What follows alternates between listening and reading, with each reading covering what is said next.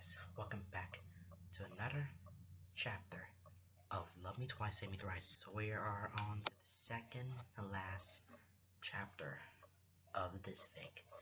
So hope you finally pay attention right now because the Winter Queen has been fallen, and now Lotor is completely screwed. He's going to do then with all this mess.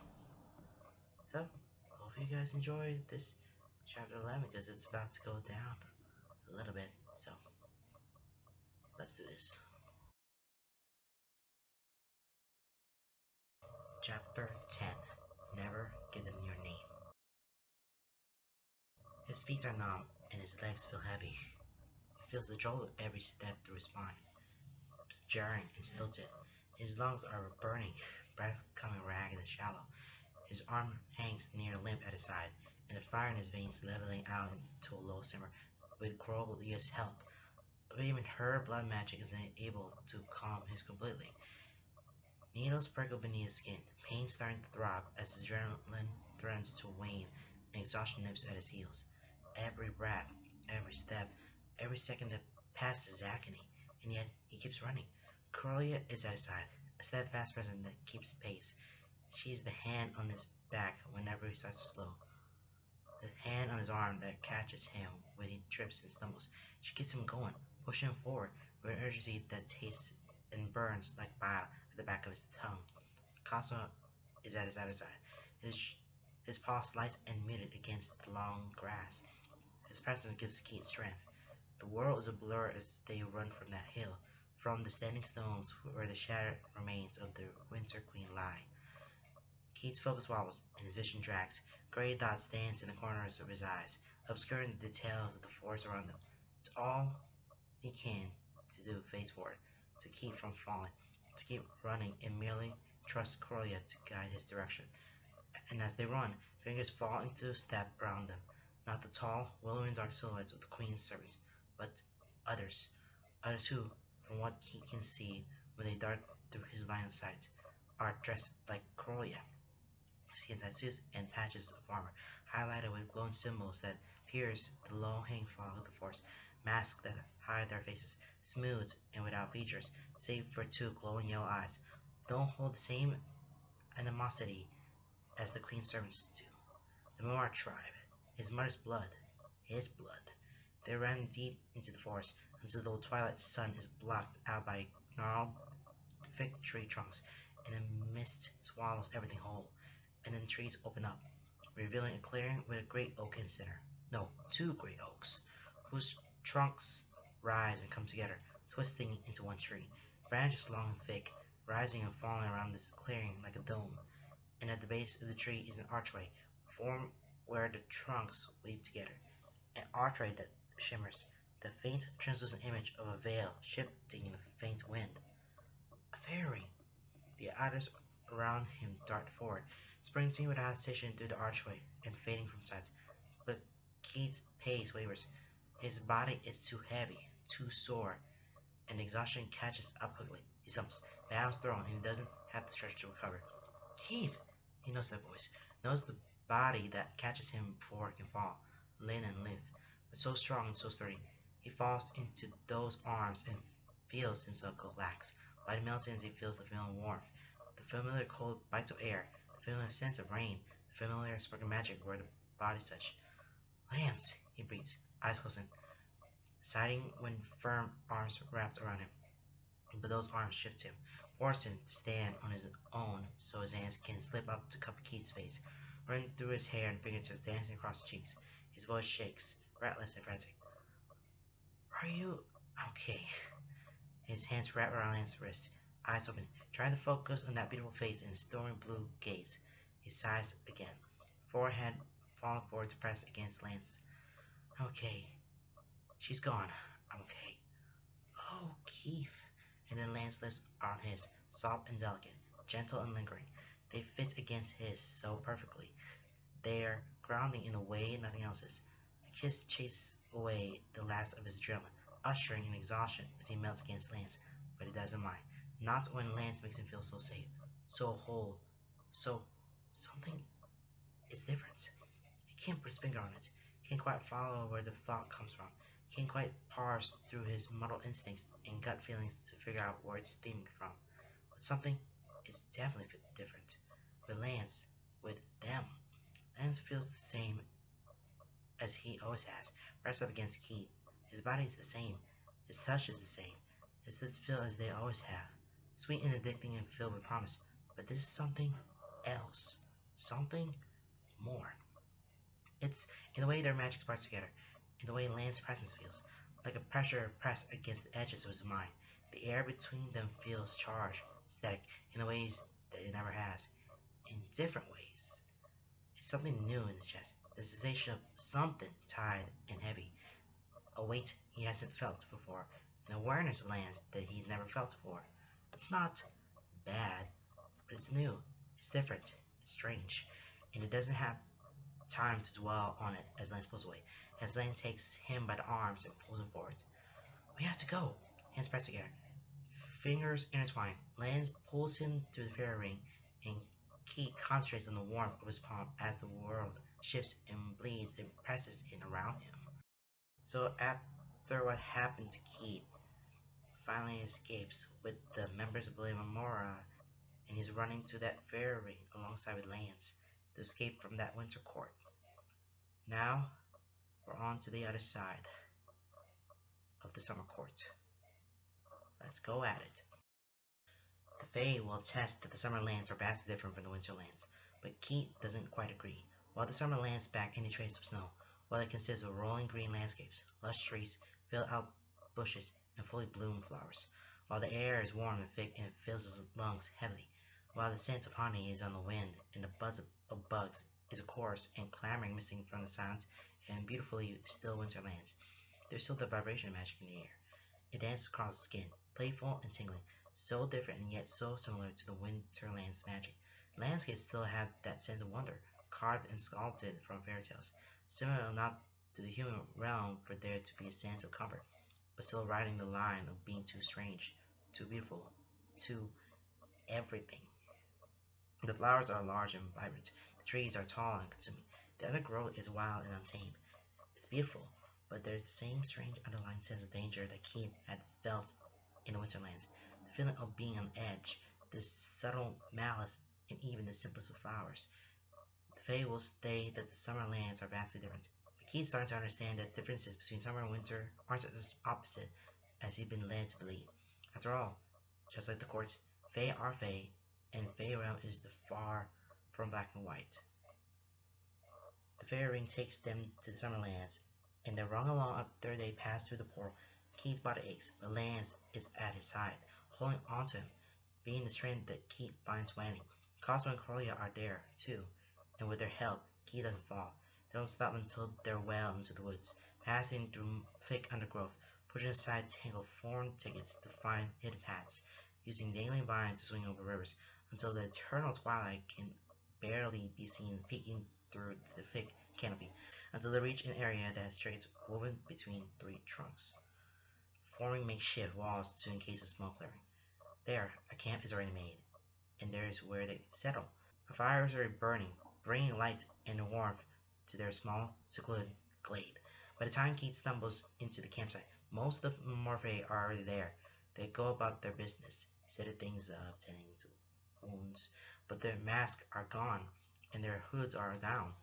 Most of them have the same purple undertone to their skin, though there are wide varieties between it being a subtle violet like his own, and being dark and bold. There are also variations, some with more blue tones like Aksha, some who are different altogether. Nearly all of them have facial markings like him and Corlia, though not all of them look the same. Some are taller, some leaner, some bulkier, some have long limbs and curling fingers with extra knuckles, some have extra arms, some have more eyes, while others have less, some with no eyes at all, some with horns, others with tails. Some, like in South Korea, have the look of high fae, mostly human with sharp and angular features, but others are more feline, and others still more reptilian. Glancing amongst the unmasked Mamortri, Key realized that despite them being his blood, they're just as varied as any other fae, as humans themselves, but perhaps more extreme. They spare him looks, but unlike the fae of the court, They try to be discreet about that. Not that Keith cares so much in this moment. He's not sure he can trust them. But for now, he'll give them the benefit of the doubt. They had, after all, helped him, and both Crowley and Lance seem at ease in their presence. So for now, Keith will let himself relax. He collapses by the fire, legs finally giving out the moment he allows himself to stop. Lance goes down with him, still holding on, helping to lower him as gently as he can, and with them both sitting by the fire, Keith leans to Lance, falls into him, really, unable to hold himself up. Lance doesn't hesitate to wrap his arms around Keith, holding him tight, holding him gentle, holding him protectively as Keith nuzzles into the curve of his neck and lets out a long, broken sigh. Cosmo lays behind him, large by the press against them, curling particularly around them both as Golden Eyes keep a watch on the movement around the campsite. He must have drifted off, and he only knows as much because Lance has to gently jostle him awake. He steps into it to start, eyes snapping open and heart racing before Lance's arms hanging around him, his lips at Keith's forehead, whispering softly, "It's just me. We're okay." Keith relaxes immediately, melting back into Lance's embrace and sighing against his collarbone, arms tightening around Lance's waist. The firelight burns his tired eyes, so it lets them close. "How long have I been out?" he mumbles. Lance hums softly. "Perhaps an hour. They've been setting up the campsite, and food should be ready soon. The scouts have rotated, and there doesn't seem to be anyone following us." "Good," Keith grumbles, fingers curling to the back of Lance's tunic, the glamoured material thin and smooth where it bunches against his palms. He wonders why he was awoken to begin with, but he doesn't ask. Already feels himself drifting once more. His body feels heavy, throbbing with a dull ache down to his core. Adrenaline gone, exhaustion seeping in. It feels spent and hollow, far worse than even Shear's toughest training sessions. But still, he survived. He did it, and he'll have to thank Shear for how well he had been prepared. "She keeps staring at you," Lance whispers, hushed voice gently pulling him from the unconsciousness he's been pleasantly sinking into. "That woman. The Fae leading this group. She keeps looking over here." Keith opens his eyes, squinting against the firelight as he lifts his head.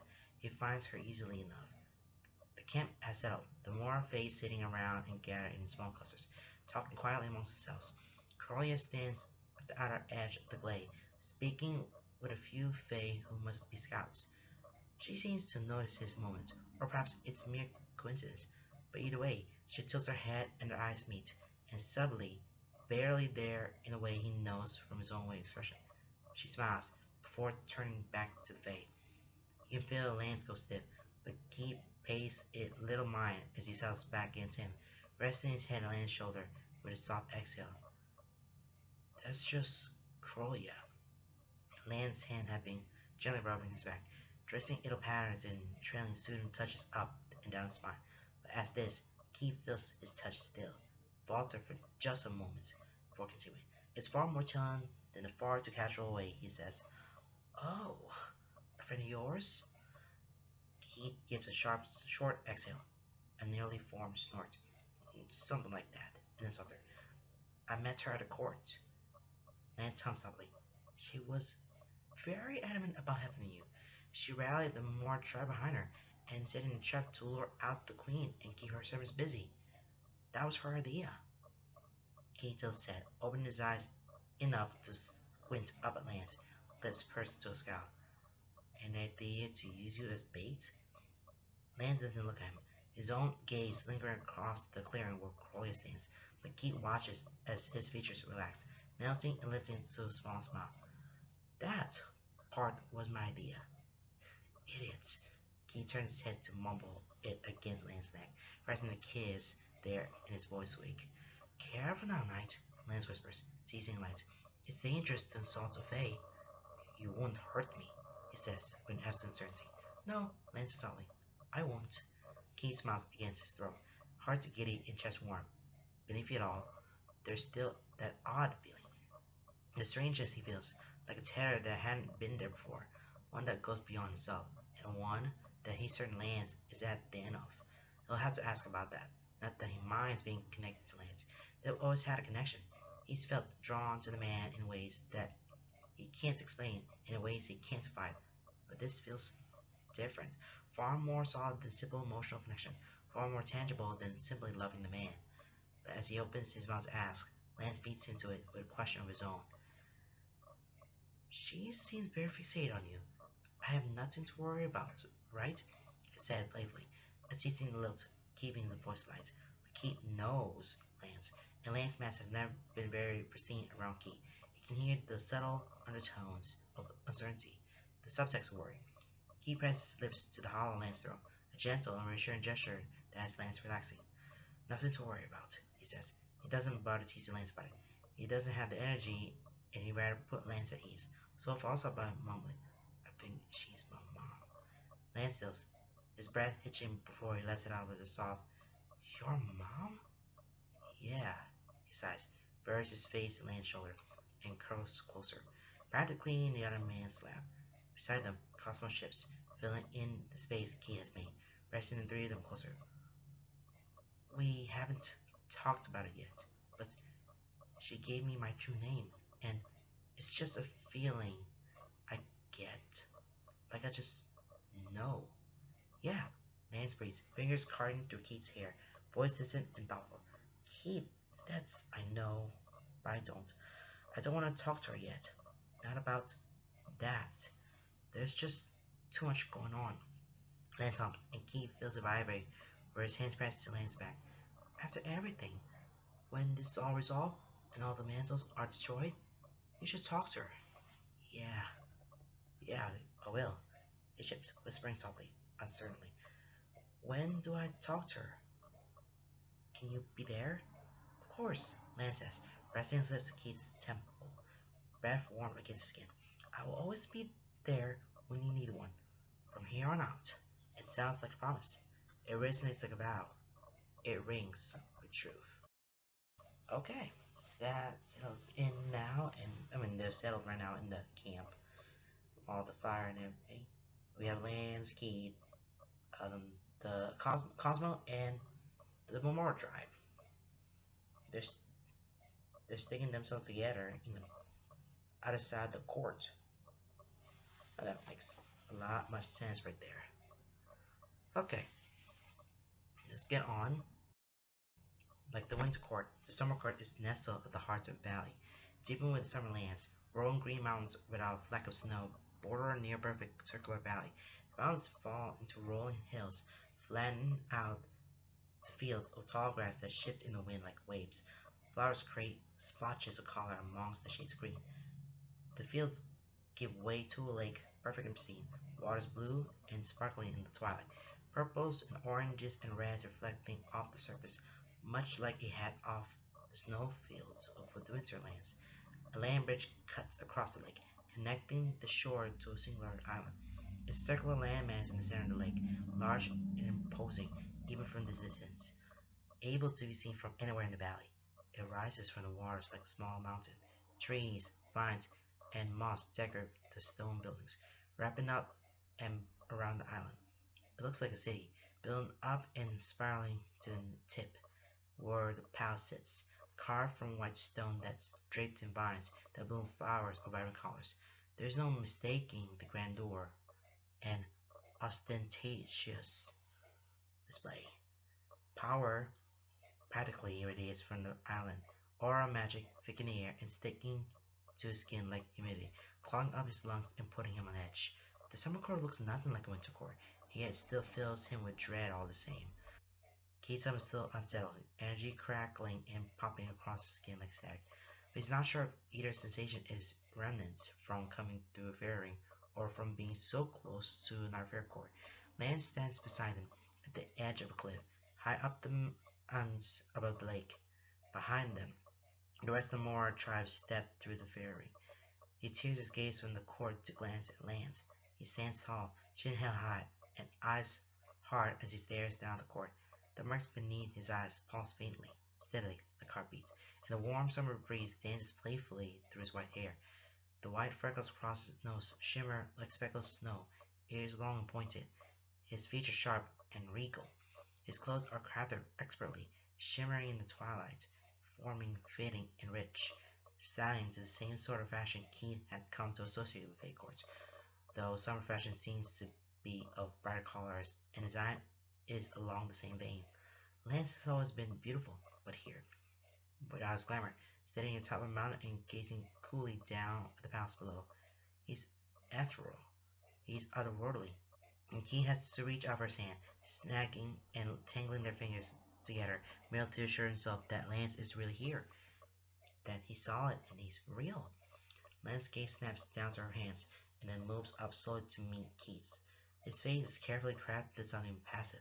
It's not the smiling mask he usually wears, but something tighter, something more somber.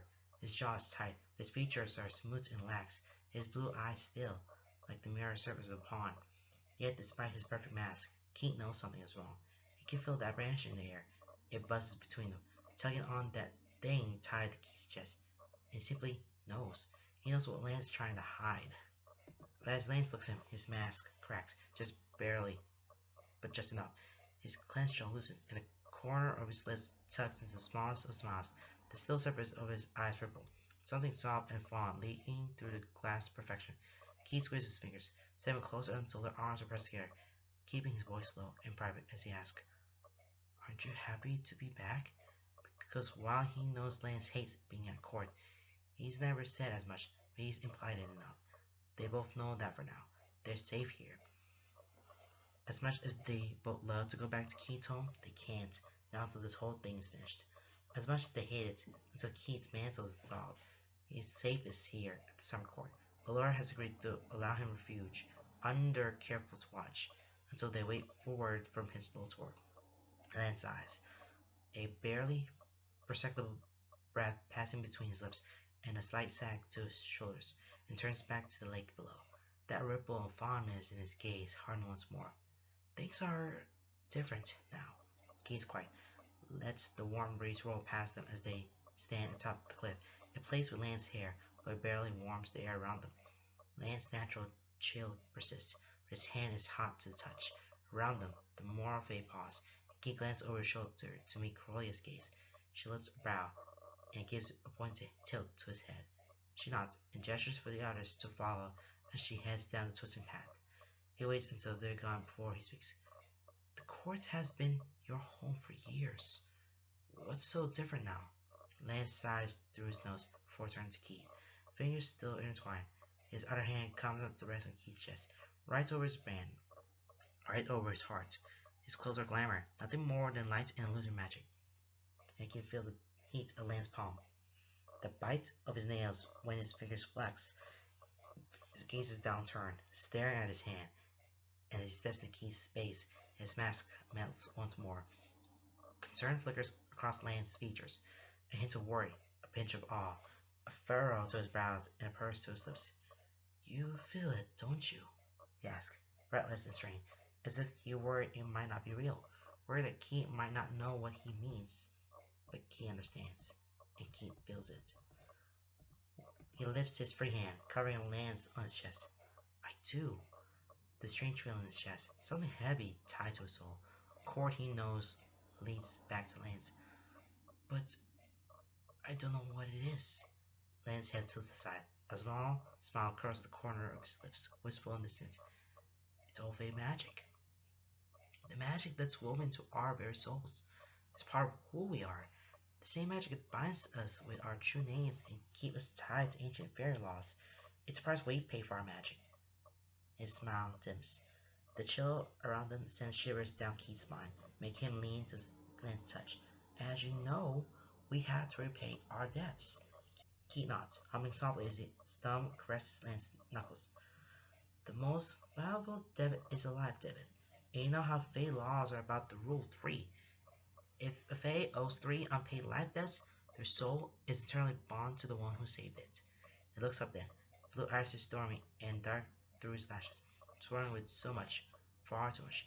His brows are pinched, betraying his worry, but still he smiles, light and easy, with a hint of playfulness and a dash of charm, igniting the spark of fondness that softens the storm in his eyes.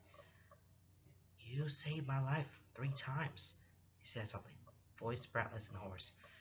And through that strange connection in his chest, Keith knows it isn't an anxiousness that Lance is feeling, but simply something overwhelming, something full of consuming, Something wholesome, gentle, and warm, and yes, a little nervous, but not too negative. If anything, there is a vibration of giddiness that rattles through their connection, held on a tight leash, but there nonetheless. You saved my life when we were kids in a fallen building. Fingers curl into Keith's tunic. You saved my life from Sendak. He steps forward until their bodies are flush, so firm and soft and fitting together in all the right ways, and the warmth of him seeps into Keith's skin. And now you saved my life when you refused the Queen's orders to have me killed, killing her instead. Lance leans forward, resting his forehead against Keith's. His eyes flutter close, white lashes long and beautiful against his cheekbones. He sighs, soft and sweet against Keith's lips. I never repaid any of them, not officially, and now my soul belongs to you. Lance, he breathes, unsure what else to say, awed and floored and left speechless as he tries to process what it means. The implications. All the times he saved Lance's life without considering what it would mean when he refused to accept Lance's repayment. When Lance didn't consider his debt repaid, they've both been playing with the fire of ancient fair law, and now they forge a connection with it that can't be taken back. Now it's bound to him. Lance, he whispers, voice hoarse and broken. His hand leaving Lance to cart his fingers through Lance's soft hair, cradling his head and pressing their words together until it hurts. And because it's the only word that feels right on his tongue, he says again, Lance, it's not that I'm afraid to go back to court, but I'm worried about what this means. This bond, it can't be broken. Everything I am is yours, and not even Lord can command me to act against you. All court fate are bound to royal blood, but now you're bound to me. Yeah, now you own me. Kate's heart flutters just as his stomach sinks, a warmth and a chill oozing down his spine and tandem. Hope and dread war within his heart. Butterflies and hornets in equal measure, because while it makes him giddy to know Lance is bound to him, that could defy the court for him, there's just something about it doesn't feel quite right. Many Fae would leap at the opportunity to own another. In fact, they do, often and with fervor. Doing whatever they can to regain power and control over others is what they thrive on, and it's what makes them so dangerous. But Keith doesn't want that power, least of all over Lance. He doesn't want to own Lance. He just wants to be with Lance. His fingers tighten Lance's hair, using his leverage to move his head to the side. He leans forward, pressing his lips to Lance's ear. There, he whispers. Hot, red hot against Lance's skin, voice barely audible. Keith shivers as his true name passes his lips. Full body shudders that rack down his spine and rattle through his bones. His chest squeezes painfully, ribs cutting into his lung as he nearly wheezes out the name. It's an ache in his bones, a burr in his blood as magic ignites. Simmering beneath his skin, his hair stands on end, on edge, hackles rising, on the tipping point of fight or flight. He never knew how it would feel like to give away a piece of his soul, but now he does. When he leans back, Lance is staring at him, eyes wide and lips parted, startled, surprised, bewildered, awed. Keith, he says, voice strained, choke, overwhelmed and thick with emotion. Keith just smiles, leaning forward to press a sweet, lingering, firm kiss to Lance's lips, fitting them together as they were meant to be, claiming his space there and then whispering against his mouth, You are mine, and I am yours.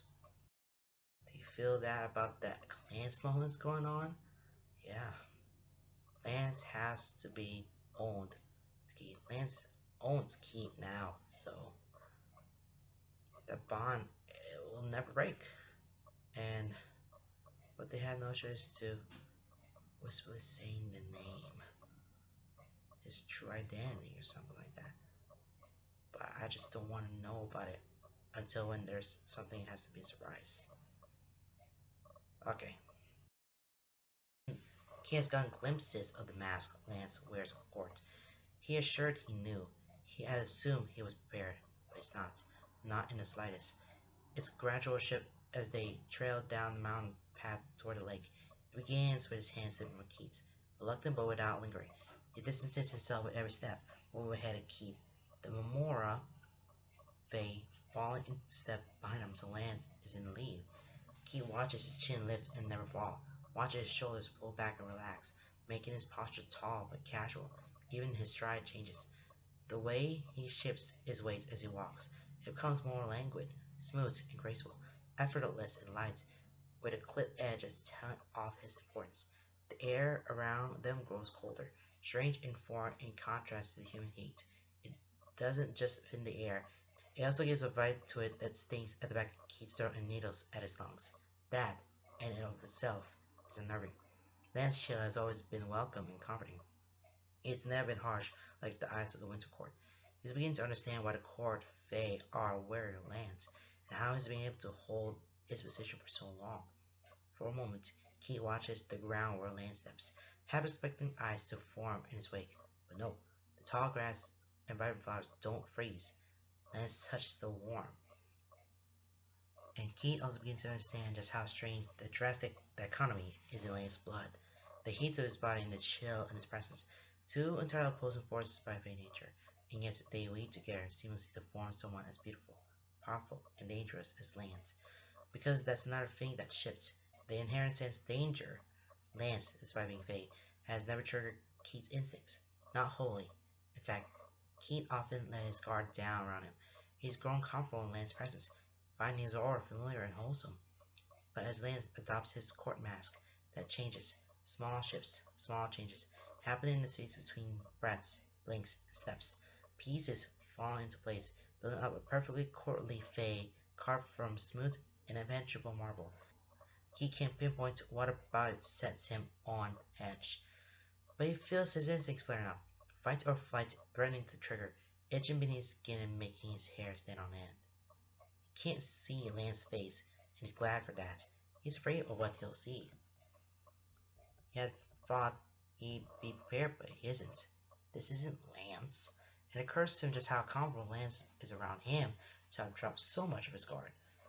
The walk to the court is a long one, and as they near the lake, the more Fae stop. Keith pauses, glances over his shoulder to where they stand in the sea of grass. Corlia stands closest, Cosmo at her side. Gaze hard but smile gently as she says, "We are welcome in the Summerlands, but not at court. Lance will escort you the rest of the way." When he hesitates further, she says softly, "We will speak again when this is all over." Her hand falls to his head, "And I'll take care of him for you." He purses his lips, giving her a curt nod before turning on his heel. He wishes Cosmo could come with him. Misses the dog terribly if he's being honest, but bringing a blink wolf with him would be too dangerous. No one would trust him if they knew he could get anywhere within the space of a breath. So he turns away from his mother and his companion. Lance has stopped ahead of him, half turned to glare back in his direction. No, glares him right. He stares, eyes hard and still, perfect gemstones catching the twilight, beautiful but giving nothing away. His face is carved from marble, smooth and sharp and pristine. Not a wrinkle shows. His lips, pretty lips that Keith has been smiled and frowned and scowled and laughed, are a smooth line, a sculpture with no emotion. "Come, knight," he says, voice cold, indifferent, and impassive, commanding without heat, demanding with an edge of boredom. Clear but smooth, the voice of a stranger, hollow and cold, accompanied by stern, still eyes that show nothing of the Lance Keith has come to know. The princess is waiting. He turns and continues across the land bridge, stride confident and even, and there is nothing for Keith to do but follow, swallowing past the lump of uncertainty caught in his throat, and trying to steel against the dread that crawls beneath his skin. They are walking along the journey to the summer court, but the more drive, they cannot. They can go to the lands, but they cannot go at the court, including Cosmo. So that will be dangerous. So it's just Lance and Keith just be themselves in court. Alright? It's time to meet the princess of the summer court, which is Allura. The summer court is just as beautiful as the winter court. The palace is carved from white stone, covered with vines that sprout by flowers of all shapes and sizes. Outside the palace is an extensive garden, and inside the palace is more plants reign. They crawl through the hallways. They're carved into the stone. They sit in vases and twist up lattices. The windows display colorful works of stained glass, and the rugs that line the halls feel like walking on a forest floor. The columns are carved like tree trunks, and the archways like canopies. It's just as decadent, just as rich, and just as elaborate as the winter court, simply with different themes and different color schemes. Things are green and warm. On the surface, Summer Court looks like a fairy tale. Everything looks like it should be inviting, magical, and homey. After being in the cold, in different halls of the Winter Court, Keith thinks he should feel at home here. But the Summer Court has the same seemingly beautiful visage of a poisonous flower. Every bright color and elegant decoration is merely a pretty low warning bell for the poison that lays beneath the surface. Allura, the Summer Princess, is no different.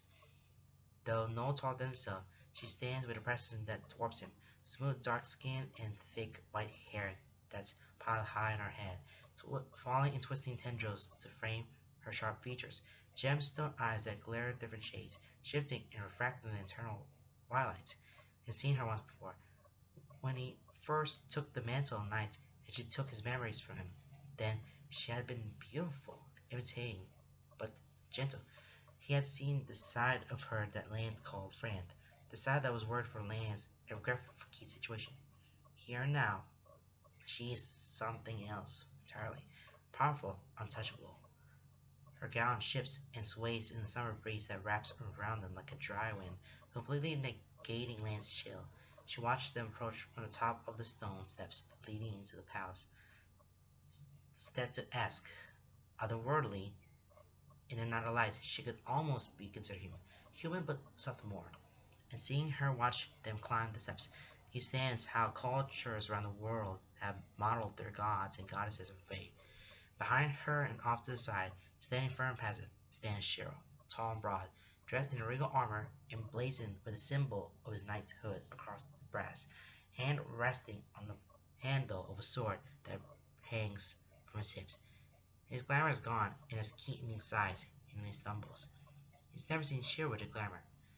His features look sharper, as most fays do, exaggerating the ways that are just on the cusp of being not quite human. His hair is ashen gray, and the way it moves in the breeze makes it seem nearly like mist or smoke rather than something solid. His ears are pointed, but not like Lance or Loris. They come to a tip and then go along and slender, curling to a small spiral behind his head. His skin is still pale, but littered with far more scars than Keith has ever known he has. More than that, they are masked, subtle and white, looking like feathers tattooed against flesh. In his eyes, they lack the white pupils of his human form, pure silver, molten and shifting like mercury trapped in glass eyes.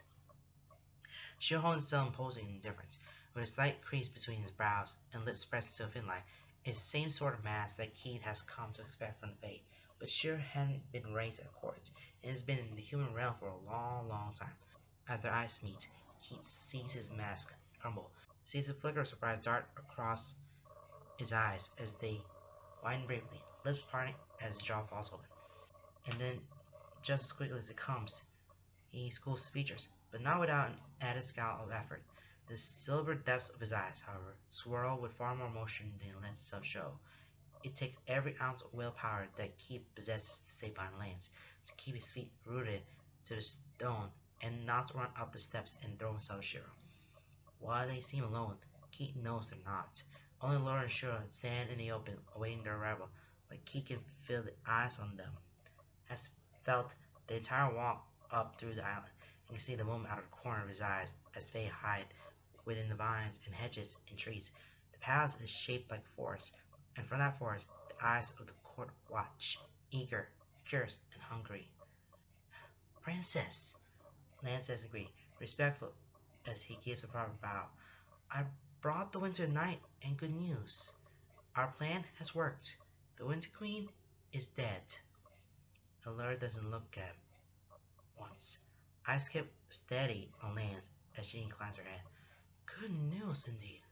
Come. She turns, her gown fluttering out in a wide, graceful arch. We shall discuss on what to do next and what to measure to be taken. Shiro, she says as she passes him, gesturing almost lazily in the air, keep an eye on the Winter Knight.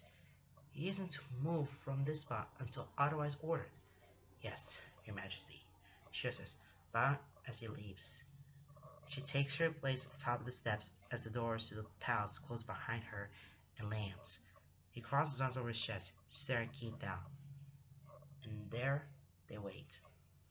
Every second feels like infinity, stretched and slow.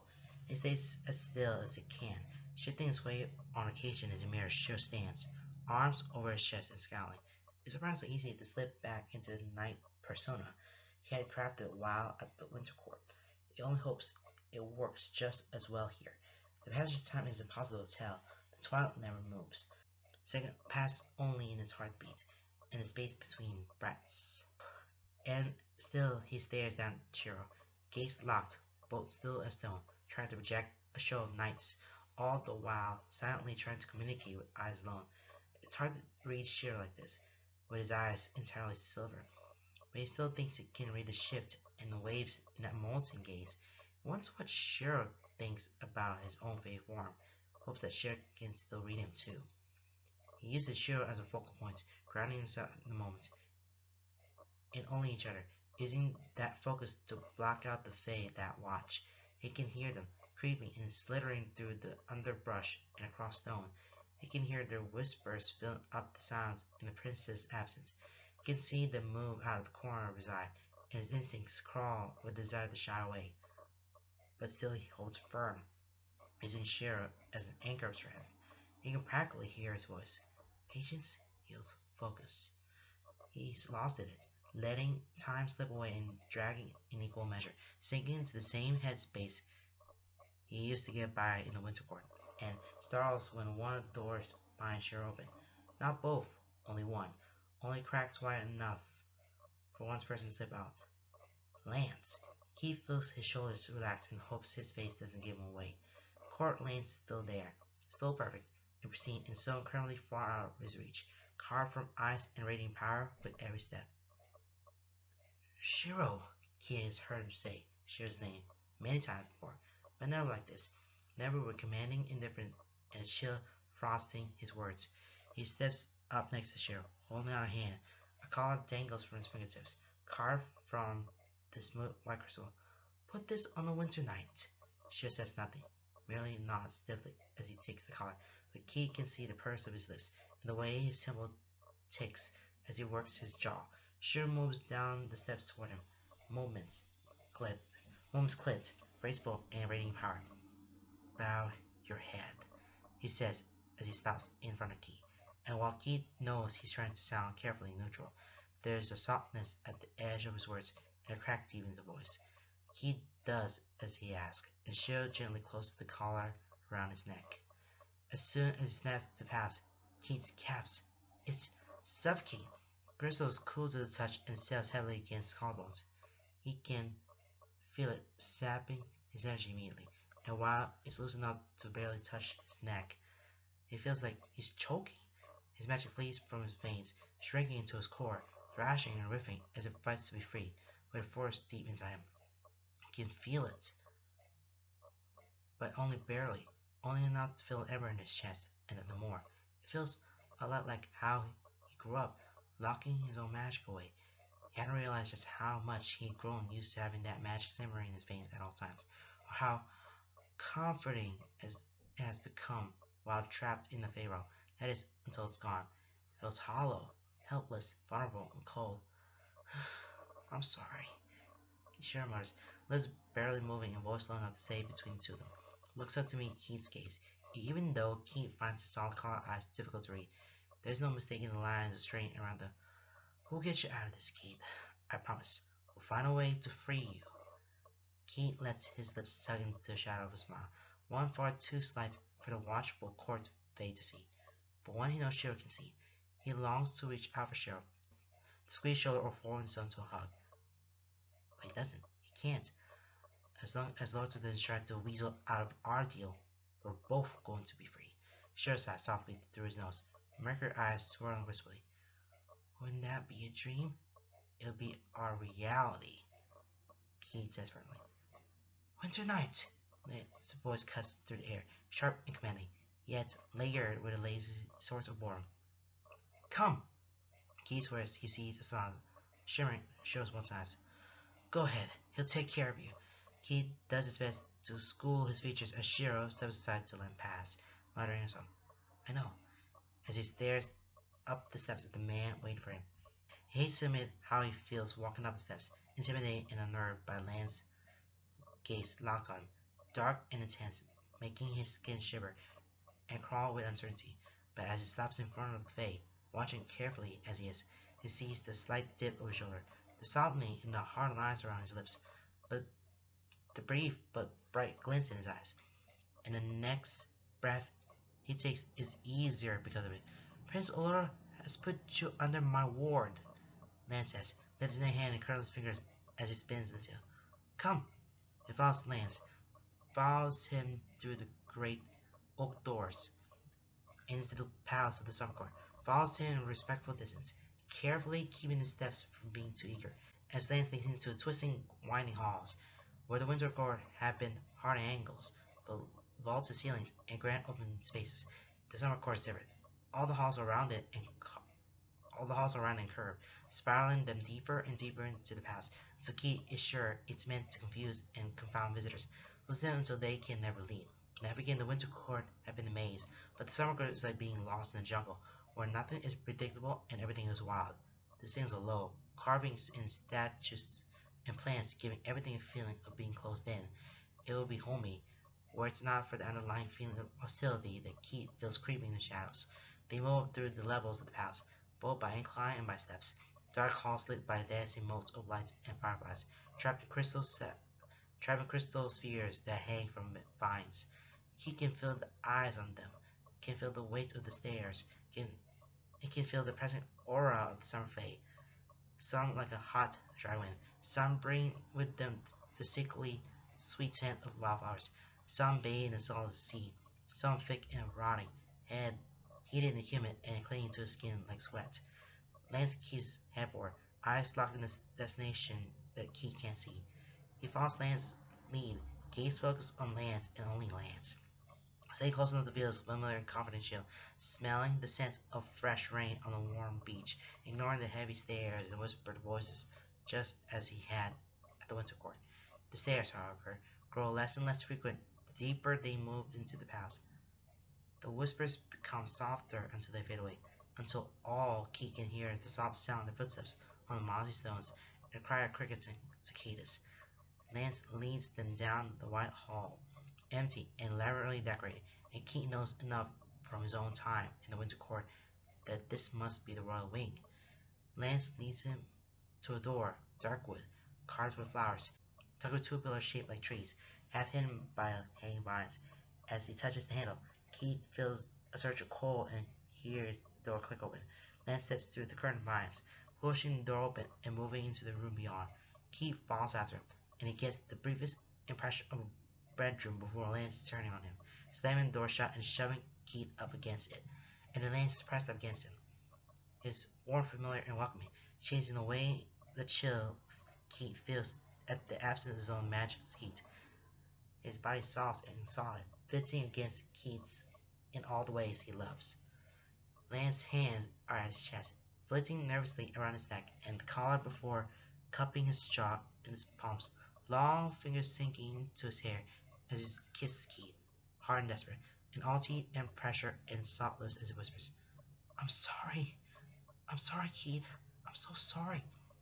Keith wraps an arm around Lance's waist, holding him against his chest as his other hand cards through Lance's hair, tilting his hand to kiss him back, to press his tongue past those pliant lips to claim his mouth, to swallow his words and erase the guilt and pain he can hear bleeding into Lance's voice.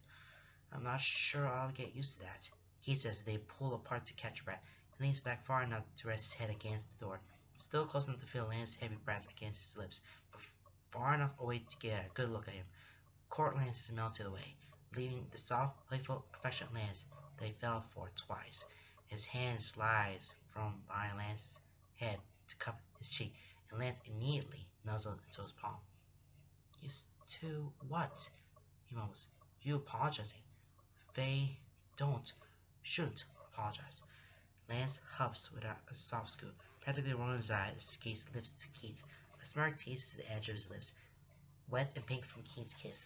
What's going to happen? I apologize. Admit I'm in the wrong and owe you a debt? You already owe my soul, Keith. With the admission, he turns his head and presses off Keith's palm. Still not a great habit to get into, he mutters, breathless and transfixed. His thumb moves, gently caressing one of the blue marks glowing faintly just beneath his eyes. In court, yes. Without a fay, yes. With you, I'll take my chances.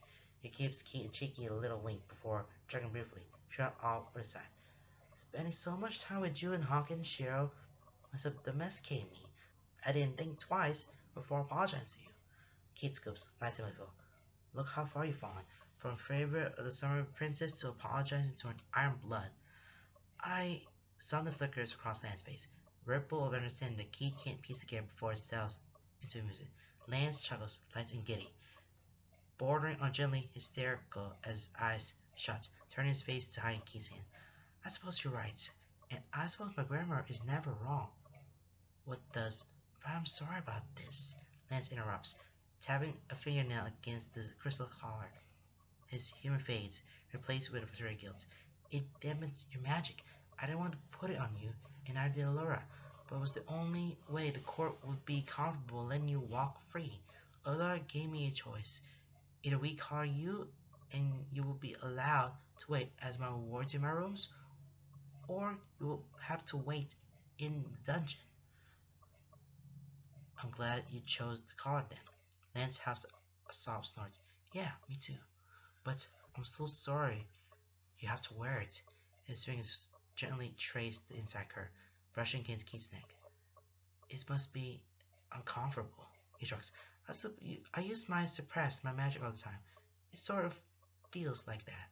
Lance stops, falling forward to rest his hand on Keith's shoulder. His face turns toward his neck. His hand falls, resting his palm over Keith's heart, over his branch. It's all about appearances right now, keeping the court from prying while we wait forward from Lotor. Lance sighs, hot and heavy against Keith's neck. So until then, you're essentially locked in my room. Keith snorts, reaching for the hand laid cover. Keith snorts, reaching for a hand laid over his chest and prying it off gently. He lifts it to his lips, pressing the kiss to Lance's knuckles. There's no place I'd rather be. I'd rather be back in your home in the human realm, Lance mutters, walking in line between bitter and wistful. Curled up on the couch with you and Cosmo. Yeah, me too. He holds Lance's hand, running his thumb along his knuckles. Up close, and he realizes that Lance's nails are naturally white, shimmering with faint colors like opals. So, now we just wait? Lance pulls away Rookie, taking a step back and taking his hands. He walks backwards slowly, tugging Keith along. The weariness, guilt, and worry evaporate from his features, replaced with something coy and mischievous. There's a hunger in his eyes that Keith has come to know and love. Heated interest immediately turned low. I wonder what we can do to pass the time.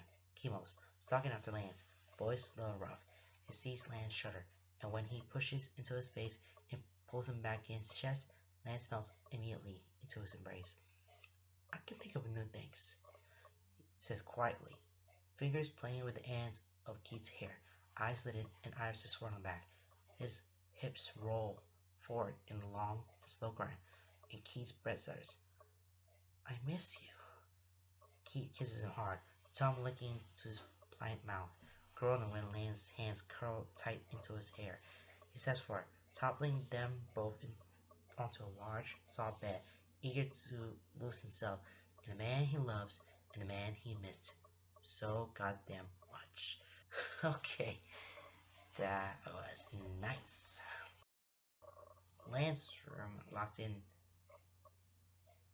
somewhere that place so that hopefully they're not seeing them at all times, not seeing anything. They have to wait all of this happen. They're just playing the waiting game now. See what Lotor has to say. Okay. She knows, Lance says later that night, long after they've exhausted themselves and they've caught their breath, settling into comfortable silence. They lay in the crumpled sheets of Lance's bed, the canopy of hanging moss falling around the floor post bed, shielding them from most of the room. The dim glow of twilight streams through the windows, never changing, but his body tells him that it's late. He lays on his back, one arm wrapped around Lance as he curls to his side, the other hand propped behind his head. Lance's hand illy traces the knight's brand on his chest, fingertips etching out the pointed wings that stretch beneath his collarbones. His head rests on Keith's shoulder, tucked beneath his chin, his legs thrown over Keith's, tangling them together. The cool air in Lance's room makes goosebumps rise on his flesh, but Lance's touch more than makes up for it. Both of them are sticky with cooling sweat, but neither of them care. Keith humps, eyes closed, fingers illy tracing the notches of Lance's spine.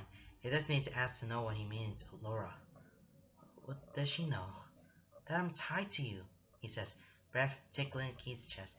Royal Fae can feel the bonds they have with their chosen circle, the ones they tied to them and feed power to. She can feel that my bond to her has weakened, she sighs, tilting his chin to run his nose along the hollow beneath Keith's jaw. I've been pulling away from her for a while. She knows I'm attached to you. How I feel, she was willing to let me have a choice. He draws up, and when he doesn't continue, Keith turns his head, nosing into his snow-white hair and pressing his lips to his temple.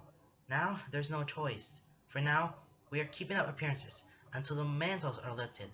But she can't have me at her side when my soul is bound to yours. Even though she trusts me, the court won't allow it. I can't be at her side when a simple word from Ironblood could have me turn against her. I wouldn't do that. I know. He lips closer, crawling on top of Keith to lay across his chest, settled between his legs. He crosses his arms over Keith's chest, resting his chin on them as he gazes down at him. Keith's eyes crack open, smiling lazily as his hands slide up and down Lance's sides. Twilight from the windows igniting silhouettes, highlighting his messy post-sex hair and beautifully flushed features. But the court won't trust me, and it'll cast doubt on Laura's leadership if she keeps me at her side. So, after all this, you have to leave? Lance hums, rolling his head to the side, resting his cheek on one forearm while his other hand reaches out to push Keith's hair back from his forehead, sliding down to play with the pointed tips of Keith's ears. I'm sorry, Keith says, but Lance merely smiles, slow, languid content, eyes lidded, body heavy with exhaustion and magic practically tingling against Keith's skin, calling out playfully to his own that rests restlessly in his chest. It's alright, Lance smiled softly. I had already decided that I would leave the court to be with you, and Allura knew that too. Sure, I hope so. Lance is worried some about this attachment to Keith. But if that doesn't work, he might as well have to leave the courts, stay in with Keith, and do whatever they wanted to do. That might be a decision, but I'll figure that out. He wakes the next morning to a knock at the door, curled around Lance as he is, holding him from behind with his arms wrapped around his waist, eyes tangled in the sheets. It takes him a moment to remember where they are, and when he does, it's with a sinking sense of dread and reluctant defeat. He groans, burying his face in the back of Lance's neck, arms tightening and pulling him further into his embrace. Perhaps if they just ignored the knock, it'll go away. But no, it sounds again. It's for you, he grumbles, mouth moving lazily against Lance's neck, nosing at the deep purple marks he left there the night before. Lance slaps, loud and reluctant as he tries to get up, only to be pulled back. He chuckles softly, tapping into Keith's arms. If you want me to send them away, you're going to have to let me go. Keith huffs, relaxing his grip and muttering his grumble. Fine. Lance chuckles, reaching around to run his fingers through Keith's hair before slipping out of the bed. Keith curls into the spot where Lance had been, saturated in the warmth of his skin. The moss curtain falls into place, and Keith watches through the dangling strands as Lance idly weaves a hand. A sheer robe shimmering into existence around him. It fades opaque as it settles lightly on his shoulders. He grabs the edges of it, crossing them in front of himself and crossing his arms to hold them there. As he pads across the room, Keith watches him settle into his core persona, watches his posture straighten and his pace grow clipped. When he opens the door, Keith expects him to snap at whoever stands in the hall, but instead, Lance takes a step back, swinging the door open and ushering inside. Shiro, Keith breathes, sitting up immediately and scooting to the edge of the bed as the other man steps into the room. Door closed behind him. Keith grabs the sheets, pausing as he's about to throw them away, remembering that he's naked beneath. With a frustrated huff, he closes his eyes, concentrating as best he can while his body practically vibrates with impatience. Slowly, too slowly, by his own standards. His own frustrations get into him. Aksha would be disappointed by how long it takes to weave a simple pair of sweatpants. When the pants settle, light and airy, as glamour usually is, but definitely solid and stable, he throws out the sheets and charges across the room. He throws himself at Shiro, who catches him with a waiting embrace, squeezing the life out of him and lifting his feet off the floor. Frick, Shiro, I can't breathe, he whistles. Lance chuckles, already padding back across the room to push aside the moss curtain and sit on the edge of the bed. Let him have his. The man has been worried sick for a month. Shiro finally sets him down, hands coming down on his shoulders. He smiles, relieved, but Keith can see the exhaustion and worry that hang heavily in his features when his court mask slips away. Oh, I'm glad you're right. Thanks to you, Keith says with a small smile, voice hoarse from sleep, and the relief that swells inside his chest, overwhelmed and choking. I could have done any of that without you, Shiro. You prepared me for that. Thank you. He frowns, lines heavy around his mouth. I had hoped none of my training would never be needed, but I'm glad you had it. Yeah, a breathless, humorless laugh bubbles out of him. Me too. I nearly had a heart attack when Lance called me out about what happened. Keith's smile fades, brows furrowing, grabs Shiro's forearm, holding on tight. What happened? You... The shop? Adam? Hitch? Matt? Huck? They're fine, said quickly, twisting Keith's shoulders, sighing gently, expression relaxing with relief, as if the realization of what he's already known finally sinks in. They're fine. I closed the shop for now. Matt is keeping an eye on it. Him and Pidge know what's going on, and I'm sure you're gonna get an earful from Pidge when we get out of this. Hunk and Shay are fine too. They're acting as messengers between Lance and Pidge, so we can keep them all in the loop. Adam, Shirt's mouth falters. I told him I need to leave for a while, and I haven't been back. I've been at the court ever since they took you. Shiro, he says, frustrated and strained. I had no choice. With the winter night back, Allura needed me at her side, and even if that wasn't the case, I wouldn't come back in case I could help you. He sighs and looks away, hand dropping away from Keith's shoulder to run through his hair. I'll talk to Adam when this is all over. All I can do is hope he forgives me. You need to tell him all about this. Keith, I can't. You have to. It's dangerous, Shiro. Another sigh, a wan smile. Fine. I'll think about it. Happy? I'll be happier when we can go home. Yeah, he says wistfully. Me too. He reaches forward, snatching Keith up into another cruising hut. I need to go, he says, and Keith's stomach sinks. For now, I still have duties, and Allura needs me at her side to show power and strength for the court. I had just enough time to come by and say hi. Well, hi, Shiro snorts, a genuine smile curling his lips as he steps away. Hi, as he walks towards the door. He points sternly at Keith. Be good. Behave yourself. Keith rolls his eyes, and Lance says, Don't worry, I'll keep an eye on him. Yeah, and the two of you have never gotten yourselves into trouble before. Hand on the doorknob, he pauses. Please just lay low until we hear from Lotor. We will. Keith promises, and Shiro nods before slipping back out into the hall. Door quietly clicking shut behind him. Keith! Keith turns. Finding Lance is falling back onto the bed, lying on his side, and stretching his arms out toward him.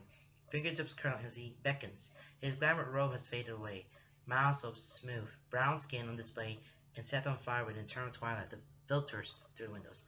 His eyes gleam wickedly, settle above a coy smirk. Come over here and lay low with me. Keith drops his own glamour on the way to the bed. We got a little bad action here, but it has nothing to do with something sexual, so keep it on a low profile. That's all. She comes to see him when Lance is away. He had been summoned by Shiro and had left very begrudgingly and not without clinging to Keith and whining about it for a full 5 minutes before Shiro dragged him away. As soon as she walks into the room, after barely a warning knock, Keith suspects she might have lured Lance away on purpose. Princess, Keith says, surprised, stiff, and uncertain as she starts to punish himself from the window seat. Stay, she says. Hold up a hand, smiling when he sinks back down. I would like to join you. He watches her warily as she walks across the room, clothes swaying in a warm summer breeze that always seems to follow her. Her thick white hair is tied to a complex plait, pink flowers woven into it. She pauses at the window seat, tilting his head to the side. If that's all right. I don't see why not, he says, nodding at the bench. She sits gracefully, turned to face him as she leans back against one of the windowsills. Kate leans against another, elbow propped up where he had been gazing out at the summer court valley. So different from the winter court, and yet no less beautiful. He turns his eyes back to the lake below, where the twilight ignites the waters, ripples shifting the blaze like flames. He can feel Allura's gaze on him, heavy and considering, but he waits for her to break the silence. It doesn't take her long to do so. Lance is so very dear to me, she says, conversation yet solemn. She doesn't speak like a princess, not like how Lothar always sounds like he's up to something, keeping everyone in their toes, and his power lays in every word. Nor does she speak like a fae, aloof and alluding. She speaks bluntly, openly, carefully, yes, but less like a fae trying to keep secrets and more like a woman who's trying to put words to her thoughts. She's sternly conversational, surprisingly open. She speaks to him like an equal, and no fae has done that aside from Cheryl, Lance, Honk, and Shay. He had never expected from a royal. He stares at her, eyes wide and brows furrowed, confused enough that he drops his guard and forgets his mask. He says the only thing he can think, too, the truth. I know. She gives a short, quick exhale, a near laugh, if he's ever heard one. There's a twinkle of understanding in her multifaceted gemstone eyes, some amusement in the parts of those eyes that shimmer pink. He's starting to understand why Lance has been at her side for so long, has been her friend for so long. He barely knows her, and yet he can already tell that she's different from other fae he's met. And you are very dear to him. She looks away, eyes drifting to the windows and her realm beyond. A soft, distant smile curves her lips. Since we were children, he spent so much of his time in court for me, to support me, to make me happy, to make me comfortable amongst all the high fae who watched my every move. He thinks he was protecting me, but really, he was simply my friend. You can hear the fondness in her voice. Then she notes the way her face relaxes when he speaks of Lance. Kind of exasperation he's come to recognize as loving someone as bold and stubborn and notoriously selfless as Lance. He's seen it in Shiro, in Hunk, has felt it himself. She sighs. But I am not blind. I know he's unhappy here. I know how they treat him, what they say about him. I know how it wears on him, though he'll never admit it. Her lips purse into a frown, delicate brows pinching as she glares out at the lake below. On her lap, her hands curled to fists. Key wonders if she's always so open to her emotions, or if she simply trusts him. And the only reason she would trust him is if that trust were an extension of her trust in Lance, which tells him more about their bond than simple words. I tried to get him to leave before, but he won't. He refused to leave me here at court. Even now, I know he's torn about it. As she trails off, her eyes flicker back to Keith, and when he meets her gaze, he's surprised to find her smiling. I'm actually quite glad that he's bound to you. You are? His eyes narrow, scowl openly suspiciously. I thought you would be upset. You were before, when you took away my memories. You were scared that I had saved Lance's life twice. She nods. I was. I didn't know of you, and I didn't think we could trust you. But now, you've proven yourself. To Lance, to Shiro, and by extension, to me. I think that this will be good for Lance. This lets me take his choice away, and I can force him to leave the court. Because even if he feels it's his duty to stay, his happiness lies elsewhere, and I want him to be happy. She tilts her head, smiling a wide-toothed grin, eyes swirling until something dark and dangerous sparks in them. It twists her entire expression into something unnerving, something unsettling, something threatening, something Faye, I'm not as young as I was. I am no longer scared of this cold in my place in it. As much as I enjoy having Lance at my side, I no longer need him. And after suffering through so much of the cold's malice, he deserves his freedom. There is intensity in her gaze that sends a ripple of instinctual fear down Keith's spine, but he can't look away. Please, take care of him, she says, though it's not a request, it's a demand.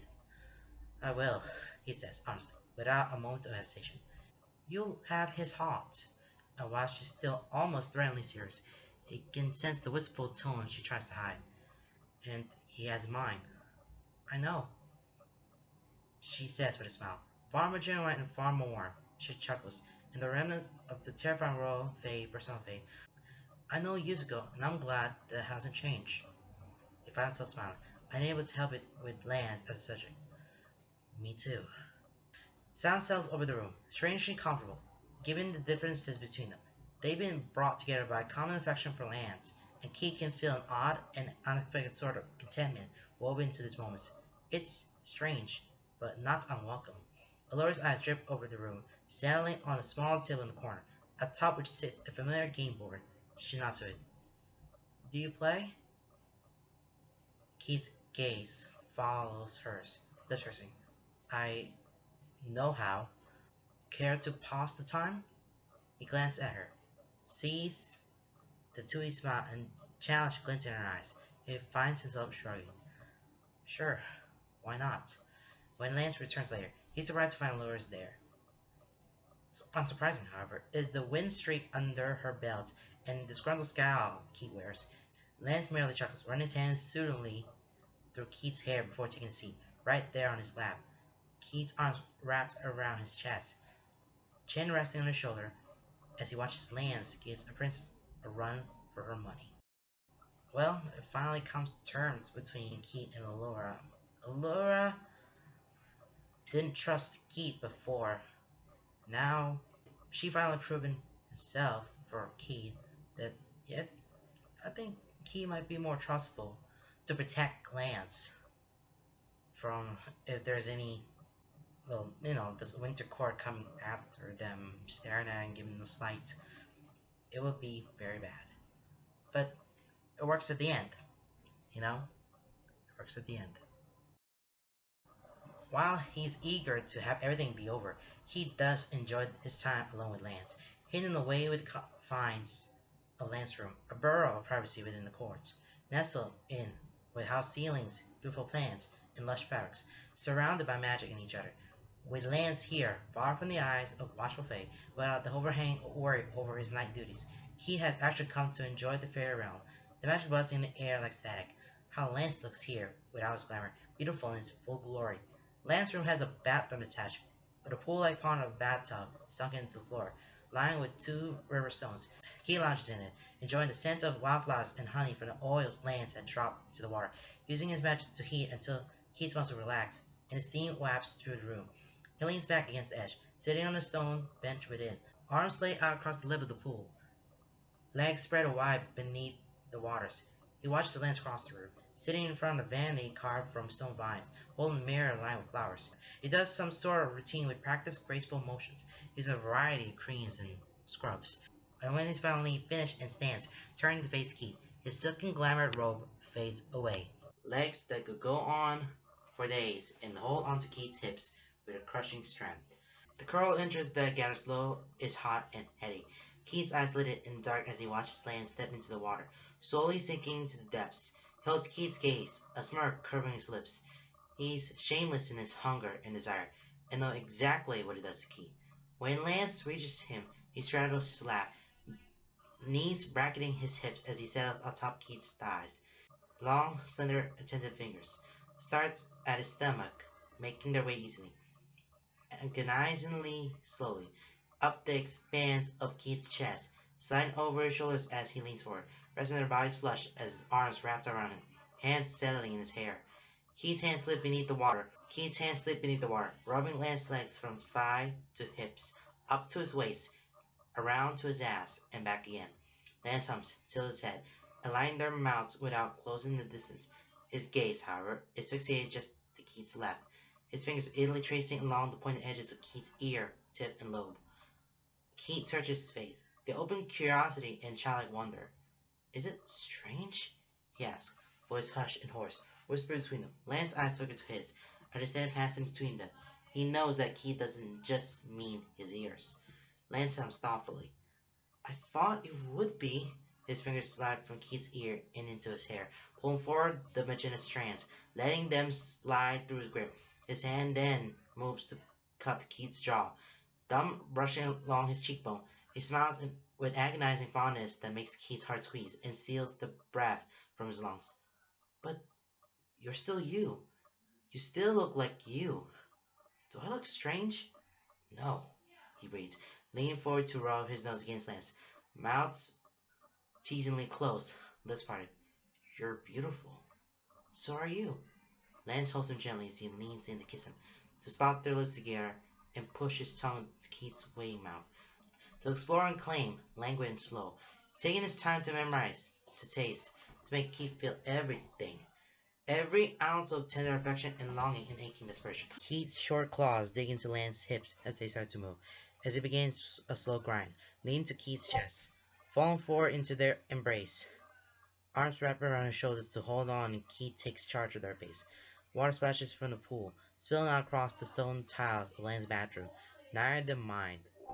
And when Keith presses to Lance into that heated, tight, intimate embrace, Lance's body arching prettily and fingers tightening in his hair, the gasp he makes sounds like desperation, like pleasure, like relief that resonates deep within his body, heart, and soul. It sounds like music in the fey twilight. Okay, I don't wanna. Alright, let me turn off this interruption first because I'm getting annoyed by it. Okay, anyways, we're getting to the clan's moments right now. Once again, they have their feelings to each other now that they're together. And it's strange to, have this feeling between them. Love is love, folks. And you already know me by now that I read so many clan stuff. You can feel all the descriptions, how they kissed. That's how they love each other, keeping them alive. We're getting to the seriousness now, folks. We're getting to the seriousness. They hear news of the Winter King's death before they hear word from Lotor. The Winter King, who had been locked away for years in a suspected coma, while his queen ran the Winter Court. He had already faded from court life long before his death, never truly relevant enough for the people to care, and never needed with the first hold his queen had on her lands. Still, the tyranny of his rule still held the Fey realm in the vice.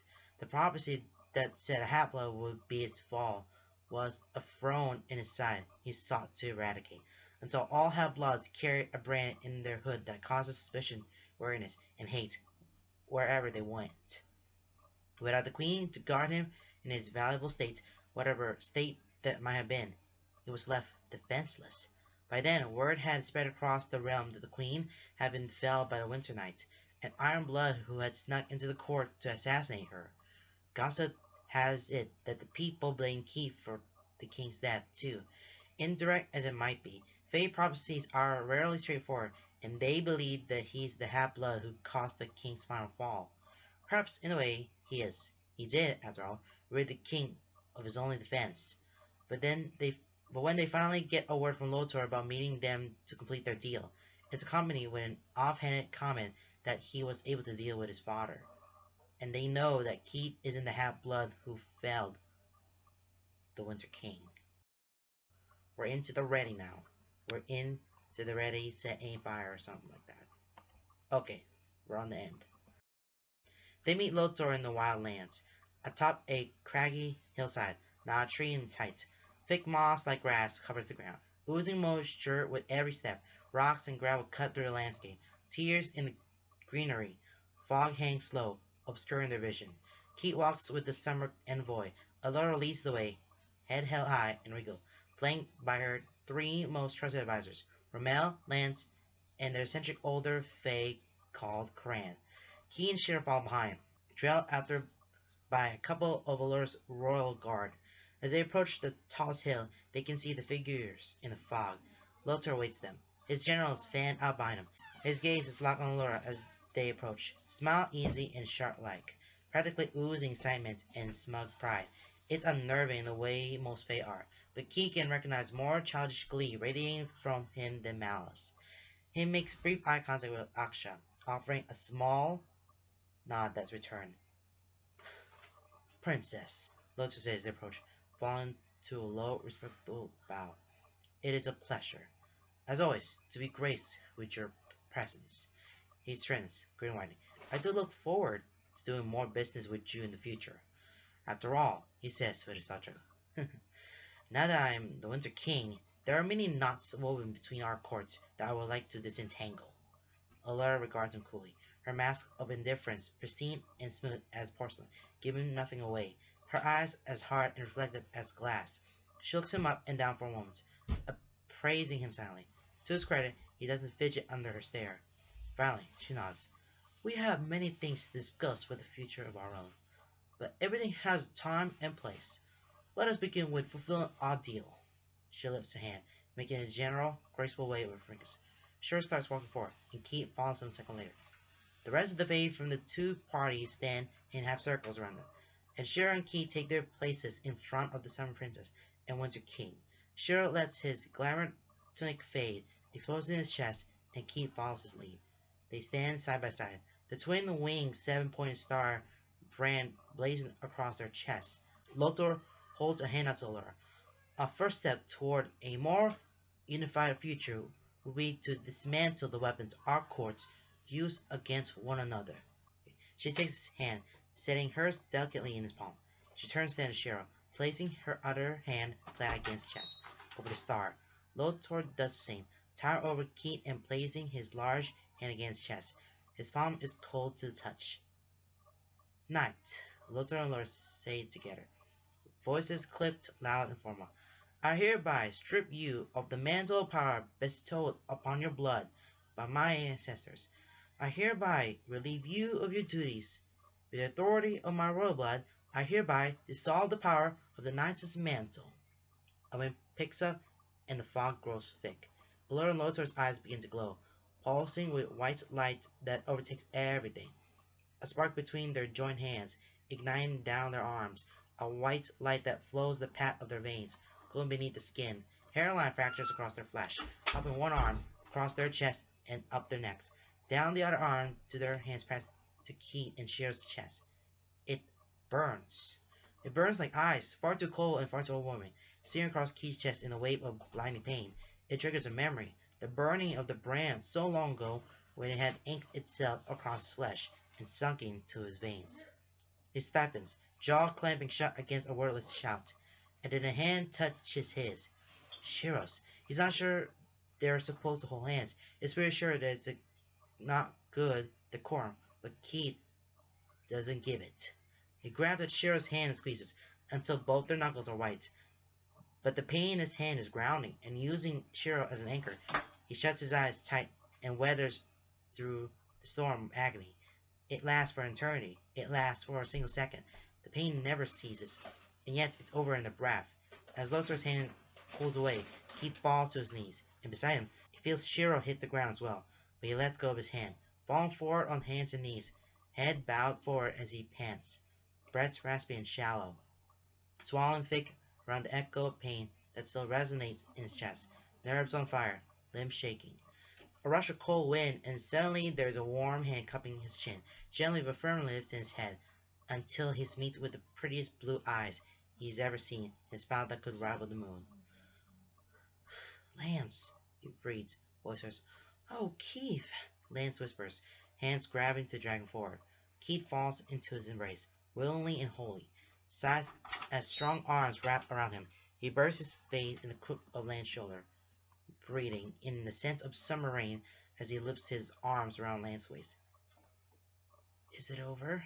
He asks, lips pressed against Lance's skin. No. Lance's voice is thick with tears, broken as a laugh bubbles out of it. Our lives are just beginning. Oh my goodness. This is a really... Oh boy. You really breaking down my feelings like that. My feelings just definitely it broke down for me. Oh, why do I read this again? Oh yeah, you know, just learn something from here, and everything else just yeah, feels pretty intense here, folks. So yeah, I know it's really over, but there's one more. There's one more chapter left. Anyways, we have one more chapter left before I will let this whole fake go. So yes, this is the end of this video, and that's the end of that chapter. So I'll see you, whatever next video is going to be. It's going to be the last chapter, so hold on to your hat, because we're on to the last one. Alright guys, bye everyone.